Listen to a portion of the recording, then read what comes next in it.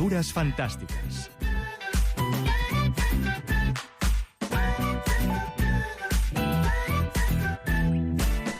Gairebé 7 minuts que passen de les 11 del matí. Mireu, avui volem parlar dels joves, de les nenes, dels nens, dels adolescents també, i de la seva felicitat. Ho farem a partir del llibre que l'educadora i sociòloga Alba Castellví ha publicat fa uns mesos i que ens sembla molt recomanable. Es tracta dels hàbits que els faran feliços i en ell aborda els reptes de l'educació del present i ofereix eines i accions concretes per criar fills i filles espavilats, capaços, assertius i lliures. També per fomentar la seva autoestima i autonomia i assegurar que trepitgin segurs. Per tant, temes importantíssims sobre com créixer i, a més, fer-ho de manera plaent, de manera feliç. És un plaer, doncs, rebre l'autora del llibre, la sociòloga, educadora i mediadora, Alba Castellví. Alba, molt bon dia i gràcies per visitar-nos. Bon dia, Rafa. Per mi també és un plaer. Felicitat és un viatge en unió, les mans agafades, la felicitat és la teva mirada, mig de bullici, la felicitat és saber que marxim, com jo t'estimo, la felicitat, felicitat, felicitat. Alba, primer de tot, per parlar del teu llibre, els hàbits que els faran feliços, que ja va per quina edició? Ara és la segona. Segona ja, eh? Fa molt poquet que ha Està sent sortit un i, per èxit, aquest tant, llibre, sí, funciona molt bé. Tenim un títol que jo transformaré una mica en pregunta, perquè també m'ha cridat molt l'atenció. El títol és Els hàbits que els faran feliços. La meva pregunta és: es pot educar sense cridar? Mira, Educar sense cridar, m'agrada que em facis aquesta pregunta perquè és el títol del meu primer llibre, que aquell sí que ja ha fet 11 edicions, perquè ja té 6 o 7 anys. Déu-n'hi-do. I que encara doncs, es continua comprant i llegint molt, no? Educar sense cridar ho explica com es fa això. És a dir, explica un seguit de tècniques, d'estratègies, de maneres de fer dels pares perquè la relació a casa sigui més fluida, cosa que fa que hi guanyin tots, no? Nens o adolescents i adults, perquè al final, quan no cridem, quan ens relacionem de manera tranquil·la, tothom viu millor. Jo el que he fet és donar eines a les famílies. És el mateix que faig a les xerrades, als tallers, a les conferències. De fet, el llibre és fruit d'aquestes xerrades i tallers. Em deien els pares, això que ens has explicat, on està escrit, no? Com ho podem retenir per fer memòria de tant en tant? I va ser fruit d'aquesta demanda que vaig escriure el llibre. És un llibre pràctic, és un manual. És un llibre que dona resposta a què fer en les diverses situacions. Quan els fills no ens fan cas, quan els hem de repetir les coses moltes vegades. Clar, hi ha alguna manera de no perdre la calma en aquests moments i d'aconseguir que les coses passin sense enfadar-nos? Doncs sí. I això és el que conté el llibre Educar sense cridar i una mica també els hàbits que els faran feliços, perquè també és un llibre, aquest últim, sobre maneres de relacionar-nos pares i fills, de manera que quan siguin grans siguin tot això que tu deies, no, Joan? És a dir, que siguin espavilats, que siguin desperts, que siguin capaços, que siguin autònoms, que puguin confiar en si mateixos perquè tinguin habilitats. Ara en parlarem d'aquesta relació pares-fills, mares-filles, però abans, de quina manera ens marquen o conformen la persona que serem els primers anys? Doncs prou. De fet, allò que nosaltres farem i serem a la vida no depèn pas només de com ens eduquin els nostres pares, sinó també de la circumstància en la qual convivim, fins i tot d'altres factors que no tenen a veure amb allò que ens passa ni amb allò que ens fan i ens arriba, sinó que tenen a veure amb allò que intrínsecament som. És a dir, tenim una càrrega genètica que en part també condiciona, si no determina, no sabem fins a quin punt, però sí que té un pes substancial, allò que som i fem quan som grans. Però és la suma de tots aquests factors els que farà que siguem qui som un cop arribem a la vida adulta. Per tant, allò que fan els pares, òbviament que és molt important a l'hora de constituir la nostra personalitat. Els pares fan el que poden. Evidentment, els pares estimen els seus fills. El que passa és que no sempre tenen recursos per estimar-los bé. Estimar-los bé vol dir estimar-los de manera que, quan siguin grans, siguin persones capaces de fer via pel seu compte en les millors condicions possibles. És a dir, capaços de fer realitat els seus objectius i de fer-ho d'una manera alegre i d'una manera respectuosa amb els altres. Jo penso que si algú aconsegueix arribar allà on es proposa, però mentrestant s'ho passa més aviat malament, per exemple, perquè no sap mantenir bones relacions amb les persones de l'entorn, o perquè no sap valorar el que té i només posa l'accent en allò que li falta, Doncs és una llàstima que arribi on es proposen aquestes condicions, no té gaire gràcia. Doncs de quina manera els podem acompanyar nosaltres mentre són petits o adolescents perquè aprenguin a valorar el que tenen més que no pas el que no tenen, perquè aprenguin a ser cordials amb les altres persones, a resoldre conflictes, perquè aprenguin a fer coses que després els seran útils per ser més feliços a la llarga, en definitiva. Per això es diu els hàbits que els faran feliços. No? Precisament, Alba Castellvic, en el llibre es pot educar sense cridar i en els hàbits els faran feliços ens explica una mica això que ens explicava ara, educar i educar bé. Les famílies catalanes eduquem malament o eduquem com podem? Totes eduquem com podem i n'hi ha que ho fan molt bé i d'altres que no tant. No pas perquè no vulguin, sinó potser perquè a vegades no han tingut l'oportunitat de parar-se a pensar si allò que estan fent quan eduquen els seus fills és allò que els conduirà al lloc on es proposen acompanyar els seus fills. En els espais de reflexió que tenim, quan fem tallers, quan fem xerrades, quan venen a fer-me consultes, és quan parem i pensem què estic fent i això s'ajusta a allò que permetrà al meu fill ser autònom, ser feliç, o no s'hi ajusta? I si no s'hi ajusta, com ho puc reconduir? Jo crec que les famílies fan el que poden però que necessiten ajuda. Joan, jo penso que les famílies viuen en un context sociocultural, Catalunya, segle XXI, no? Societat avançada de l'Occident europeu, on educar és molt difícil. És molt difícil perquè els fills són vistos pel mercat com a consumidors potencials, perquè tenen... Les pantalletes, Sí, per exemple, les pantalles, no? Aquests múltiples estímuls que fa que moltes vegades les famílies ni tan sols coneguin quines són les influències a les quals els seus fills estan sotmesos i que els condicionen la manera de veure el món i la manera de relacionar-se els uns amb els altres i que, per tant, ho tenen difícil. I crec, i per això m'hi dedico, però per això també ho reivindico, que s'ha d'ajudar els pares. S'ha d'ajudar a tenir criteris i un cop tenen els criteris a fer per manera que aquests criteris es puguin aplicar a la vida quotidiana, a la convivència en família, a l'educació.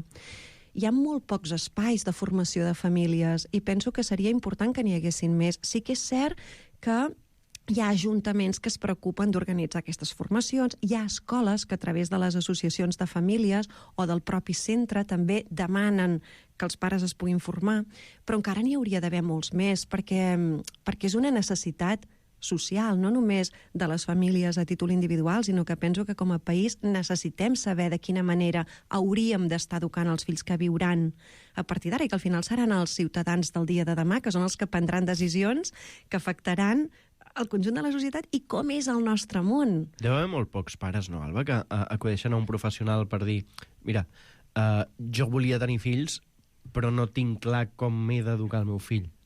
Hi ha pares que hi venen, de fet, els pares que hi venen és quan ja tenen fills i es troben amb alguna dificultat. Generalment hi ha poca acció preventiva, diguéssim, tot i que sí que és veritat que a vegades m'he trobat, ara recordo, per exemple, el Sant Jordi de l'any passat, una mare que estava embarassada i es va comprar el meu llibre i va dir, és que jo ja m'estic preparant, i em va fer molta il·lusió, perquè vaig pensar, caram, això sí que és una acció preventiva en tota regla. Sí, però generalment quan em venen a veure és quan tenen algun problema, no? Algun problema que diuen, a veure, si resolem això, viurem bastant més tranquils, per tant anem a buscar algú que ens ajudi a resoldre-ho, perquè potser nosaltres ara mateix no tenim els mitjans, clar.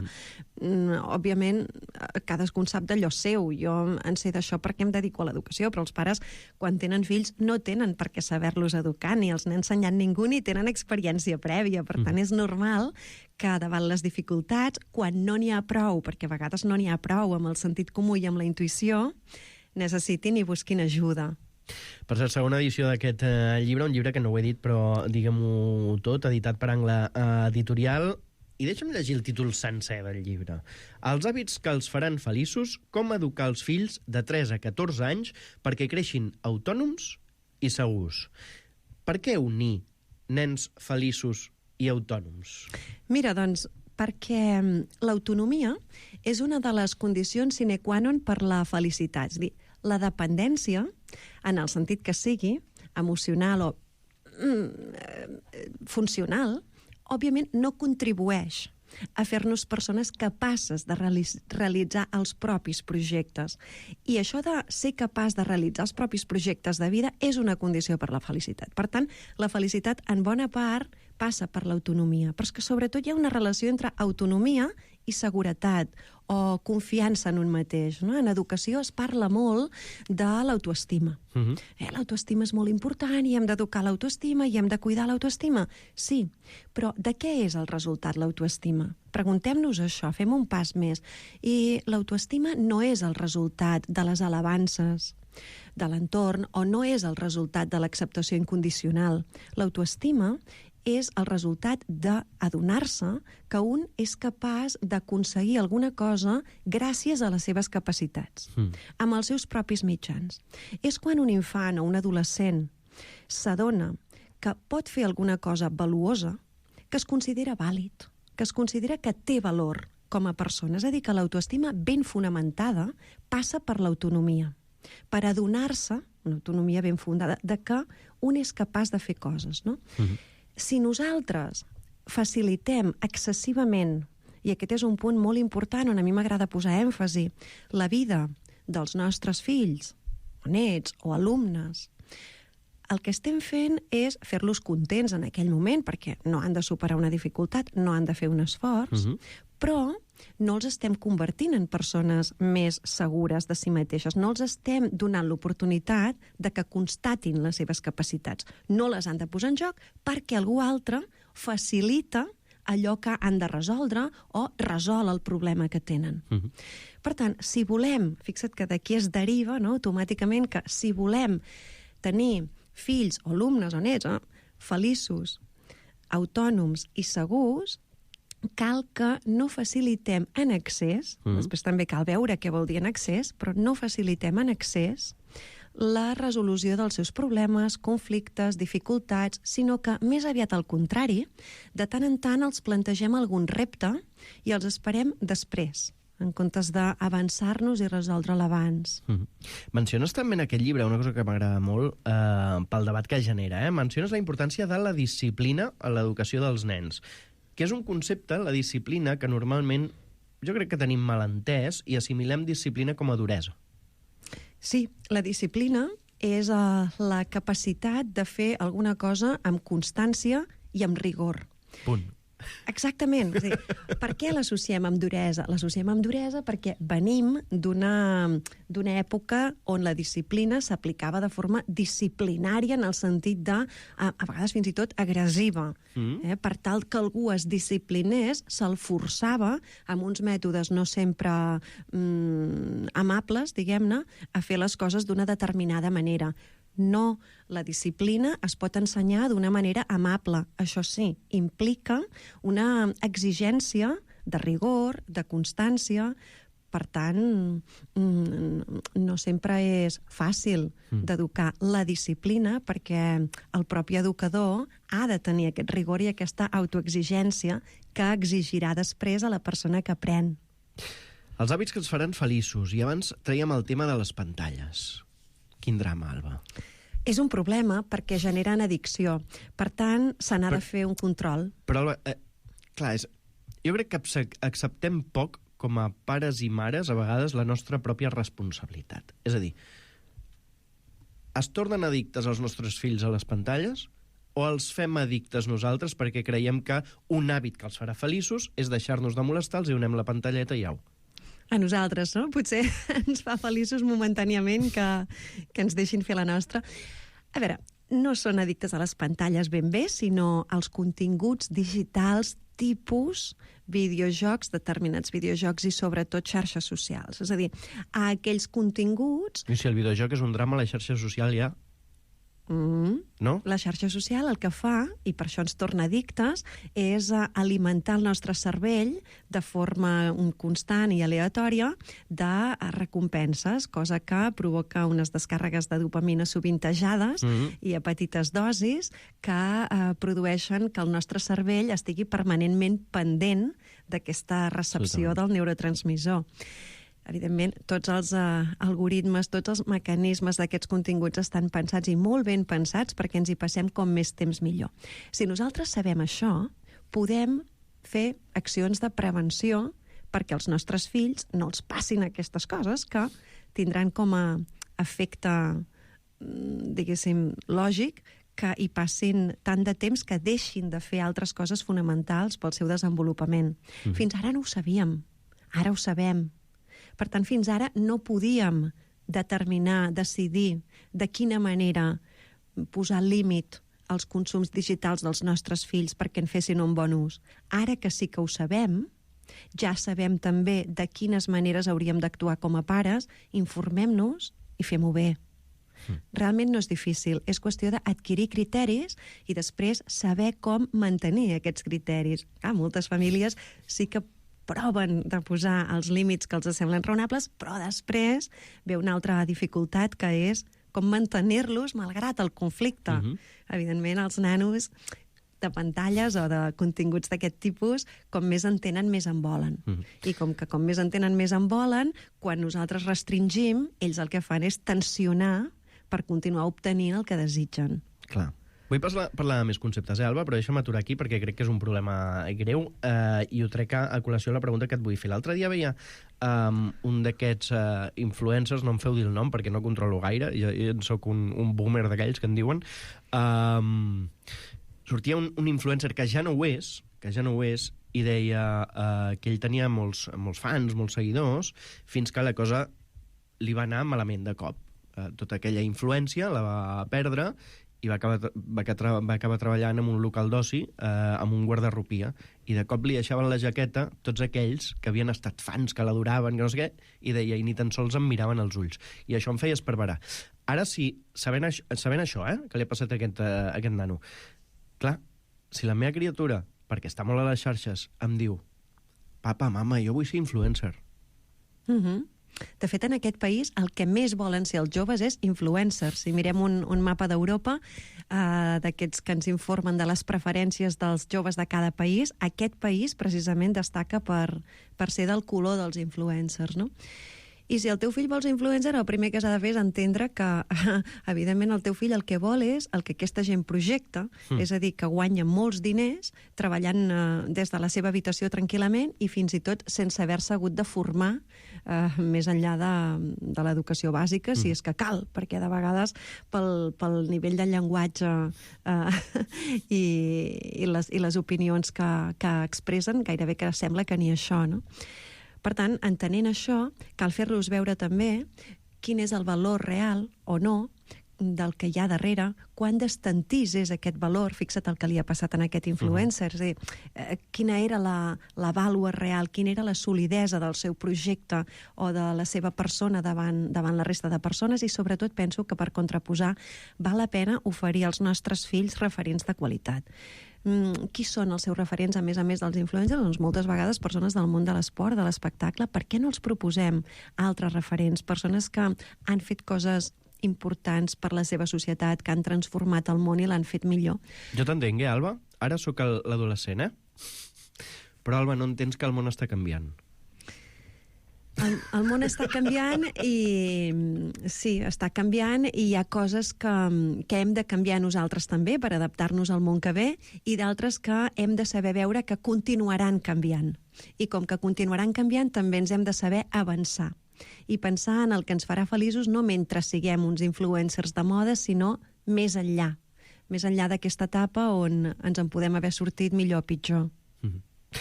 Sortint de les pantalles, però no del tot, un nen, un adolescent, s'ha d'avorrir? És molt important, és molt important. Volem que els nostres fills siguin creatius, siguin imaginatius, però quan és creatiu algú? Quan s'està avorrint tant i tant que no té més remei que fer alguna cosa per iniciativa pròpia per deixar d'avorrir-se. Només recorreran als seus recursos interns, a la seva imaginació i creativitat, en els moments en què no tinguin una alternativa proposada des de fora. Per tant, hi ha d'haver aquests espais perquè busquin dins seu. Una altra cosa que m'ha cridat l'atenció que treus en el teu llibre, Els hàbits que els faran feliços, és l'alimentació, el menjar bé. També això condiciona la felicitat?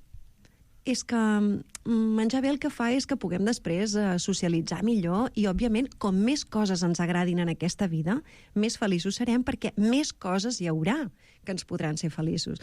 Igual que un lector és més feliç que un no lector. Per què? Doncs senzillament perquè quan troba llibres, troba fonts de plaer. Un melòman és més feliç que algú a qui la música no diu res. Per què? Perquè quan sent música que li agrada i troba una font de plaer. Doncs, evidentment, algú que aprecia tot allò que pot menjar, com que li toca fer-ho 3 vegades al dia, també té altres fonts de plaer. I hem de procurar que els nostres fills tinguin horitzons amplis de plaers possibles. Em queden moltes preguntes, Alba, que estaríem tot el matí aquí, perquè em sembla un tema molt interessant. Em queden molt pocs minuts, així que aniré destriant una mica. Per exemple, que ens treus també en aquest llibre el tema de la sobreprotecció. Cal deixar els nostres fills que s'equivoquin més i que n'aprenguin d'aquesta equivocació? Efectivament, els nostres fills, com més fàcils els fem les coses, menys preparats estaran per fer front a les dificultats. Això és molt difícil per part dels pares. Nosaltres estimem molt els nostres fills, per tant, el que volem és que siguin feliços, i quan és feliç algú, quan no té problemes. Per tant, procurem a tota costa que tinguin els menors problemes possibles. Sí, però ells han d'aprendre a resoldre dificultats. Si no els hem donat l'oportunitat, difícilment estaran preparats per fer-ho. Avui dia hi ha molts joves que es deprimeixen, em refereixo a deprimir-se clínicament, quan els deixa la primera parella. És la primera vegada, moltes vegades, que algú es prioritza a si mateix en comptes de prioritzar-los a ells. Si no han tingut l'oportunitat de trobar-se en situacions similars, a petita escala, quan vinguin dificultats més importants, no s'hi sabran avenir. No hi sabran donar resposta. No tindran el múscul necessari. Això que m'estàs dient, i ho lligo amb altres qüestions que igual no tenen res a veure, ara m'ho diràs tu, si tenen a veure o no, però m'has encès una bombeta perquè les darreres setmanes, ja portem uns quants anys, però les darreres setmanes me n'he donat molt d'aquests casos de violència masclista que estan pujant molt amb els joves. I ara em deies, és que la primera vegada que els deixen és quan se n'adonen que ells no són la prioritat, perquè hi ha gent que es prioritza a si mateixa i fa ben fet. Pot néixer una mica d'aquí, tot plegat? Doncs la veritat és que no ho sé. És un tema sobre el qual no he pensat, el tema de la violència masclista entre els joves, a què pot ser degut, i ho faré, perquè penso que val la pena tenir un cert diagnòstic des d'una mirada sociològica sobre això. Hi pot haver factors diversos, generalment davant d'un fenomen social d'aquest tipus no hi ha una sola causa, però sí que quan algú no accepta la frustració i no la sap gestionar, sovint es confronta contra aquell fet o persona que li produeix aquesta frustració. Per tant, si no sabem assimilar i acceptar que les coses a vegades no són tal com ens agradaria, podem reaccionar malament, precisament per falta de pràctica en el moment de donar aquesta resposta. Va, deixa'm fer-te 3 darreres preguntes. La primera, ens expliques també en aquest llibre la distinció que hem de fer o que hem de procurar que els nostres fills tinguin sobre la veritat i l'opinió. Són 2 coses diferents. Per tant, com els eduquem amb una base crítica? Jo hi ha una cosa que ho diu profundament, i no soc professor, que és agafar directament la Viquipèdia, per exemple, i creure's tot el que posa allà sense ni tan sols qüestionar-ho. Mira, distingir la veritat de l'opinió és una cosa fonamental en la nostra època on proliferen les notícies falses, no? Les fake news.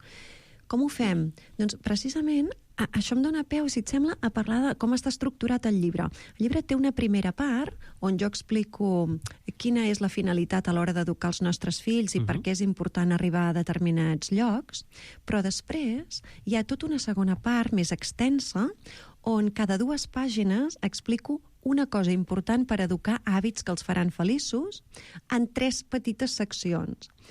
Què és el que hauríem d'educar i per què? Què hem de fer per fer-ho possible? I, finalment, què en traurem un cop ho haguem fet possible? I a la pàgina 123 hi ha el capítol de distingir la veritat de l'opinió, que a la pàgina 124 explica com fer-ho possible, no? I com fer-ho possible? Doncs hem d'explicar als nostres fills que els primers resultats de les cerques, perquè, clar, per ells la veritat és allò que troben a la xarxa, aquells primers resultats amb els quals ens solem quedar quan busquem una informació no sempre són els bons, sinó que són fruit d'una priorització estratègica comercial i que quan ens donin una opinió, els nostres fills els hem de preguntar què et fa pensar així? Perquè ells busquin quines raons o quines informacions els sembla que avalen aquella opinió. Els hem de preguntar quan diuen alguna cosa, per què creus que ho dius? Quan els fills escoltin un influencer, els hi hem de preguntar per què creus que ho diu? És a dir, que descobreixin quines són les motivacions que hi ha darrere un determinat discurs i que s'adonin que no són les que a casa compartim o les que ells poden adoptar com a pròpies. Per cert que tenim Sant Jordi a tocar. Com ho fem perquè els nens i joves estiguin menys per les pantalles i estiguin més pels llibres? Home, això és fàcil de respondre. Pensa que jo escric per infants, també. De manera que els recomano molt, molt, molt, ja que demà és Sant Jordi, que comprin el llibre de les superidees de la llum resol problemes. És una nena que té la capacitat de resoldre conflictes al seu voltant i de comportar-se d'una manera que jo vull que sigui exemple per molts nens, que sigui inspiradora. Té 2 volums, té L'armari dels tresors, és el primer volum, i La nit d'estels, que és el segon. Estan publicats per Inuc i penso que per demà són el regal perfecte pels nens i nenes. Mira, L'armari dels tresors i, mai millor dit, amb una emissora com aquesta, La nit d'estels, em sembla meravellós, que els trobareu per aquest Sant Jordi per les vostres criatures. Pels pares, per les mares, Educar sense cridar i els hàbits que els faran feliços, d'Angle Editorial. A més, deixa'm-ho dir, tots dos amb il·lustracions de Raquel Gu, que són meravelloses. Són meravelloses. Demà els espero perquè jo signaré... Et trobarem, Sant Jordi? Sí. Jo seré a la parada d'Angle Editorial, al capdamunt del Passeig de Gràcia, a les 6 de la tarda, i seré a l'Espai Abacus a les 7 de la tarda. Per tant, espero trobar molta gent que hagi sentit avui l'entrevista i que tingui ganes de venir a dir hola. Sisplau. Alba Castellví, moltíssimes gràcies avui per venir a la caravana. Que vagi molt bé. Bon Sant Jordi. A vosaltres, Joan, gràcies.